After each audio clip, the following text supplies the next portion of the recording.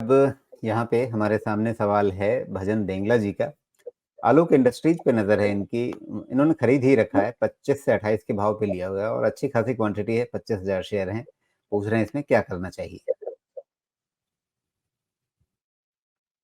Okay. ठीक है, तो अभी तक तो होप बना हुआ है आपका। 25 से 28 के रेंज में आपने लिया है, जो कि बहुत ऊपर है। ओके, लेकिन आपके लिए अच्छी बात ये है कि अभी तक ये रिकवरी मोड में है। कब तक है ये तो नहीं पता मुझे, क्योंकि कंपनी प्रॉफिट में आनी ज़रूरी है, उम्मीद बाकी है। जब तक वो नहीं आएगा तब तक थोड़ा रिस्क तो रहेगा कि कभी भी रिवर्सल हो जाएगा।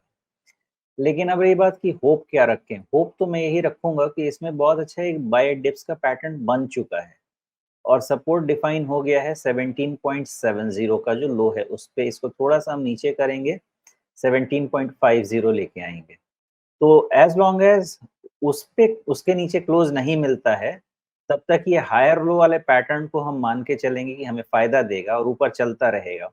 लेकिन उसके नीचे अगर चला गया तो हायर लो के जगह अब हमें लोअर हाई की एनालिसिस करनी पड़ेगी। तो मुझे ऐसा लगता है कि जब तक 17 एंड हाफ बचा हुआ है, तब तक इसके रिकवरी के चांसेस बचे रहेंगे, बिकॉज़ अभी भी इसका जो मीडियम टर्म 50 डीएमए है, वो ब्रेकडाउन नहीं दे रहा है। तो होप है। अब रही बात कि ऐसा रह गया तो क्या? तो ऐसा अगर रह गया और वापस 22.5 का जो हाई है वो निकल जाता है, तो ज़्यादा चांसेस है कि 2830 के रेंज को एक बार ये टेस्ट कर ले और वहाँ पे जाने के बाद इसकी फ्रेश रीडिंग करेंगे, बिकॉज़ अगेंस्ट रिज़ल्ट इसकी पढ़ाई करनी पड़ेगी।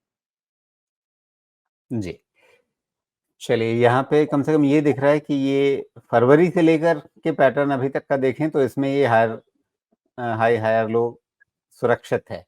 लेकिन शायद आप ये कह रहे हैं कि सितंबर के बाद से कहीं ऐसा ना हो कि एक छोटी अवधि में एक उल्टा पैटर्न बनना शुरू हो गया हो।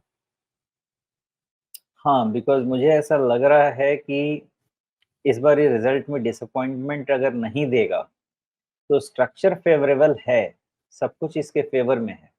हो सकता है कि एक राउंड और ऊपर निकले। लेकिन ध्यान रखिएगा, ये स्टॉक में उम्मीद पे है। उम्मीद क्या है कि कंपनी का बहुत जल्दी प्रॉफ़िट रिपोर्ट होगा। नहीं हुआ और 17.5 के नीचे बंद हुआ, तो शायद झटका बड़ा है वापस 14-15 के।